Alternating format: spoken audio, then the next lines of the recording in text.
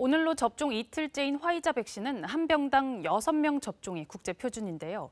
국내 특수 주사기를 이용해 7명까지 접종한 경우도 확인됐습니다. 이로써 접종 인원을 더 늘릴 수 있게 됐는데 자칫 현장에서 혼선이 있을 수 있어 방역 당국은 7명 접종 지침을 공식화하진 않았습니다. 이지윤 기자입니다. 국립중앙의료원에선 이틀째 화이자 백신 접종이 진행됐습니다. 코로나19 환자를 치료하는 의료진과 종사자가 접종 대상입니다. 어제 300명에 이어 오늘은 200명 이상이 추가로 백신을 접종했습니다. 예약자가 피치 못할 이유로 접종할 수 없는 경우에는 대기자에게 연락을 해 즉시 접종할 수 있도록 했습니다. 어제는 예약자 가운데 발열 증세가 있거나 다른 질병 예방접종을 한 지 2주가 지나지 않았다는 이유 등으로 7명이 접종을 받지 못했습니다. 대신 대기자 7명이 접종을 받았습니다.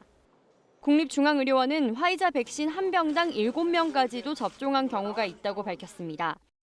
한 병당 6명이 국제 표준인데 최소 잔여형 주사기를 이용해 한 명 더 접종이 가능해진 겁니다.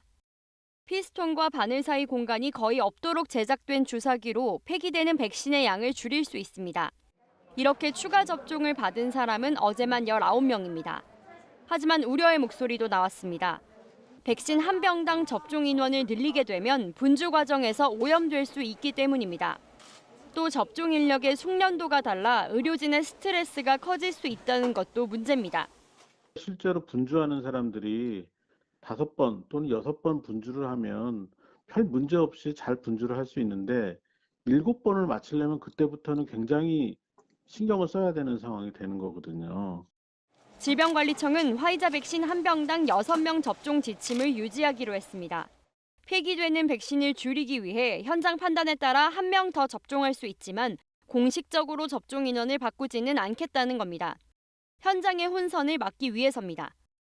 국립중앙의료원도 한 병당 7명 접종을 일률적으로 적용하지는 않을 것이라고 설명했습니다. KBS 뉴스 이지윤입니다.